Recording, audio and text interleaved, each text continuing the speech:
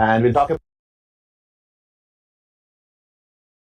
about drift current as one component of current. Drift current is something when you apply an electric field, electrons and holes respond to the electric field, and so they begin moving, and that's drift current. And in relation to drift current, we'll discuss the physics of mobility. Mobility is scattering dominated transport, when the electric field says go as fast as possible, but everything around it says, like friction, that slow down. And that physics of slowing down is encapsulated in mobility. And we'll see that mobility is generally associated with low field transport, meaning when you apply a small electric field. But these days, the MOSFET or the transistors we talk about, they have, for 20 nanometer channel, they apply a volt. And many times on a gate oxide, which is maybe 1 nanometer thick, there's 1 volt on it. I mean, tremendous amount of field. It is like 1,000 times more than the power line, the high voltage power line that carries electricity to our homes. It is 1,000 to 10,000 times more of that field. That anything survives is a remarkable thing. And we'll see that. But I want to show you at high fields, there's many more interesting things happening, and some physics of that we'll discuss and then conclude.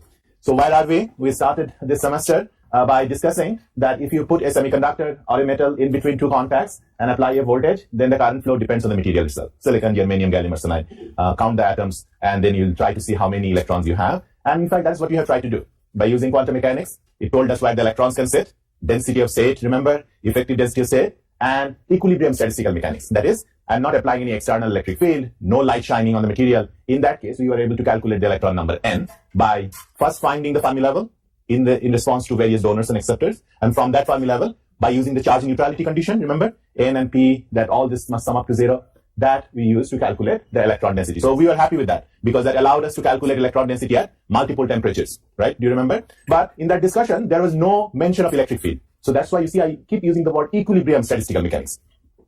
And now we are talking about velocity, the other ingredient of calculating current. And the velocity, calculation of velocity, assumes non-equilibrium statistical mechanics. You shine light, excess electron hole pair, as a function of time, they are disappearing through various channels. So that is not any longer in equilibrium. So that is something we discussed in the last class. Today we will expand on this a little bit more. So chapter 5 was when we had a semiconductor sitting there, shine light, and it is like one contact, because light is coming in, exciting electron hole pairs, and then letting it go, light is coming out, or the heat is coming out as a result. Today we'll talk about flow of electrons when they are in between two contacts, and the two contacts have created an electric field in the semiconductor. One thing I should mention, although I didn't draw it, it's very important that anytime one draws a picture, that one of the terminal is grounded. Because without a ground or without a reference point, later on you'll see it's sort of difficult to keep track of all the electric field and potential and charges. So ground anyone, doesn't really matter which one it is, and we'll set that one to 0. If you ground, for example, to the right hand side, set it to 0, then the left hand contact will be at negative potential. If you ground the left hand contact, then the left hand is 0, but the right hand is at a positive potential. Potential difference is what it matters. Absolute value of potential doesn't mean anything. So you can ground any one of them, but ground one to make sure that we are talking about the right reference. Okay, so what are you going to do at this end of maybe 3 more lectures? What we're going to do is to derive a set of equations. And if you know this set of equations, every semiconductor device that is made, either for your laptop or for the interplanetary mission, when they send things out in space, physics, essentially, there are sophistications, but essentially will be described by the equations I talked about. Just little 5 equations, that's it, nothing more. And everything will come out of it. And the rest of the course is actually the application of this equation, solution of this equation to various cases. Analogy is like Schrodinger equation. Once you know Schrodinger equation, you solve it for a wide variety of cases. Similarly, this transport equation, once you know it, then you apply it and solve it for various approximation in various cases. So the first equation is called a Poisson equation, which relates the electric field E or the displacement D with the charges. Now, when you have homogeneous, then of course the right hand side of that equation is 0. So no variation in the electric field, homogeneous.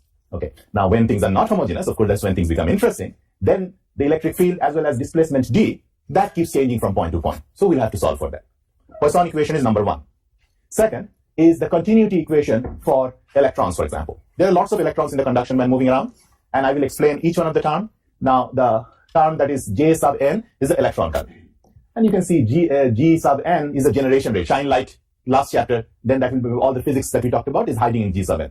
R sub n is a recombination, OJ recombination, direct band gap recombination. All those recombinations we talked about in the last 2 classes, those are hiding in there. And we'll derive that in the next class perhaps.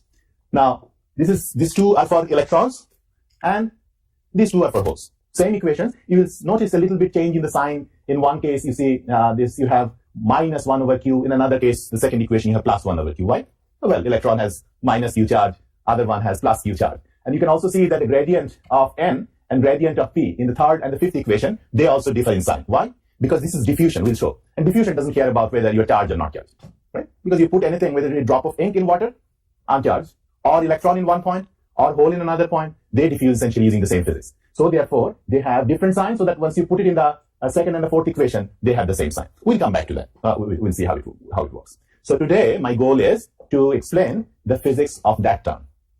Poisson equation, presumably we have talked about it before. Remember, from potential, we drew the electric field, and from electric field, we did the charges. You remember this? So that was my discussion about Poisson equation. We'll not do that anymore. We'll apply it and you'll see how it works. But today, I'll talk about the drift of electrons in response to an electric field E, and mu sub n is the mobility that we'll talk about also. So let's talk about drift current. Now, before I move on to discussing drift current, let me remind you that what approximations we are making, because this is for the first time we're really going away from equilibrium to non-equilibrium case, applying an electric field, currents are moving. So we'll have to think back a little bit about the approximations we made and why we can continue to make those approximations, because it's not really obvious anymore. You remember this question about free electron mass and effective mass. When a free electron with a red circle, they're there, moving with a free electron mass of m naught in a periodic state of potential, I compared that situation a few days ago in terms of as if there is a runner sprinter going over a set of hurdles. And instead of keeping track of the hurdles and solving the whole problem correctly, the blue potential, where the electron Coulomb potential is attracting repeatedly the electron as it's passing through, is given in U crystal, U subcrystal, that's the one. And U external, what is that? That came from the battery. So we now have a battery, so we have to put that extra piece of potential in the Schrodinger equation. If we solve this equation properly, then actually we should have started going back to ground zero, started the Schrodinger equation all over again. But that will be too much torture. So we'll not do that, but rather what we'll say, and then I'll explain the approximation in a second, that we'll forget about the blue potential going up and down, bobbing up and down, and hide everything, all the physics of it, the interference of it, all in the effective mass. So therefore, we'll not talk about the U crystal anymore. And therefore, you will replace, you see, previously in the first Schrodinger equation, I had m naught, the free electron mass. In the second Schrodinger equation, this is called an effective mass equation, I have m naught star, because that hides the crystal potential within it, right? Okay, now the U external is of course there. Now, one thing I want to immediately point out that we are sort of heading into a little bit of trouble here. Because remember, when can we define an effective mass? It required the solution of the Schrodinger equation. Solution of the Schrodinger equation required that the potential of each little piece is periodic. Right? That is how we folded back the equation, periodic boundary condition. Do you remember? That is how we got the effective mass. Now, as soon as you put an electric field on it, then of course, the periodicity of the potential is gone, right? And so this extra space, extra transformation of effective mass in the presence of an external potential is not really 100% correct. But what we'll ask you to do when you go home, calculate the magnitude of these two quantities. Calculate when you have an electron, 1 nanometer, that's how far away the electrons move around, 1 nanometer away from a proton. The field will be on the order of 10 to the power 8 volts per centimeter, on that order. You know, Coulomb electric field, so calculate that. Compare that with the maximum electric field your Pentium is handling, which is maybe on the order of 10 to the power 6, 5 times 10 to the power 6 volts per centimeter. So, any potential that you can conceivably put on your device is actually far smaller than the potential the electron sees within the device. And as a result, even if we make approximation, this little potential U external is not going to change the periodicity in a fundamental way. You'll have to go about 100 or 200 atoms before you see a significant change in the potential. That's why we are still able to keep this view, even though the whole system is no longer in equilibrium. Okay, so let me now very quickly discuss this issue. Let's say I have drawn the conduction band diagram. I haven't drawn the valence band diagram here. And I see that the potential or the EC, the conduction band energy, is changing with position. That means I have an electric field here. And you always remember, right, that at each point, really, there's an EK diagram sitting there. When we draw a continuous line, actually, we are folding back all those information in the effective density of state. But in your mind, anytime you see a line, there should be this thing sort of by the back of your mind. We'll not draw it all the time. And then there are, of course, some electrons going in the positive direction. You can see on the positive branch of the line, and some going in the slightly negative direction. And those electrons, as it moves along, they will scatter and they will go down the hill. It's like somebody, a skier, is going down a downhill slope. Now, instead of looking at this complicated picture, we will transform it something simple. We'll say, well, we don't have that many electrons, everybody going in their different way. We'll assume sort of an effective representative electron, which moves with an average velocity, so that it sort of reflects the chaotic motion of all the electrons on the top. Because we know that after you apply an electric field, everybody as a whole, as a crowd, is going to move downhill. But instead of thinking about the swarm of electrons moving downhill, we'll take a representative one and then think about how it is moving downhill, and from that back calculate what the group is doing. So here I show instead one electron moving to the effective density of state downhill, representing the previous case. Now put a bunch of crosses there. The cross simply means that the electrons cannot go on its own without scattering. Scattering with what? I will tell a little bit later. It's like friction. When you put a pedal on your put extra gas in the car, then initially it accelerates. But very soon the friction and your acceleration, they balances and you move with a constant velocity. So that is this extra crosses is representing that friction, the nature of friction. I'll discuss in a minute. How the electron, in response to an electric field. What is the electric field, by the way? Because this potential is changing from a top value to a smaller value, gradient of that potential is the electric field. You can see the gradient is constant, and so I'm assuming that there is a constant electric field pumping the electrons along. Now the equation I have written is an equation for this is Newton's law, right? I've said that change in the momentum as a function of time is equal to the force minus QE. Why minus electron? Right? Minus QA. And if you have friction, then the momentum will relax. If you didn't put any electric field in it, eventually it's going to stop completely. The third term on the second equation, or the second term after the equal sign, that's the momentum loss because of the friction. And the physics of tau sub n, we'll talk about in a little bit. But do you see why we have put M star? Because we have hidden all the crystal information in that M star. And so the only extra electric field we are thinking about is QE. The E is coming from the battery. Do you see that? And the crystal potential are all gone. So we have that now. This is not an equation that we are afraid of. We can solve this. And if you solve this equation, you can very quickly see if you plug it in the other one, then you will get something, an equation like this. How does this equation look like? You can immediately see that when time is long, how long we'll say in a second. When time is long, then the second exponential term, that will drop out, right? That will drop out. And then we'll have a term which is proportional to the electric field, which makes sense, right? After a long time, friction has equal to the force and we are moving at a constant velocity. Now, what about at a very early phase in the time? You know that exponential will be expanded in 1 minus t divided by tau, right? E to the power x when x is small is essentially 1 plus x. And in that case, you will see that in very early phase, when you're just accelerating 0 to 60 in 6 seconds, when they say, when they sell a car, that is what they are talking about. That when you pump the gas, then initially it will go linearly, then the friction will catch up with it, and then it will go with a constant velocity. So that is the essence of this. It's a high school physics of a ball rolling down a incline with friction on it. And so that is what I have written here or shown here on the bottom right picture, in which I plot velocity versus time. Note very carefully that the x-axis now is time. I'm going to show you another figure a little bit later where the x-axis will be electric field. But now it is time. I'm thinking about starting a car, pumping the gas, that's the initial linear part, then friction catching up, and the velocity saturating. Now, and the saturation velocity is something I'm going to think about.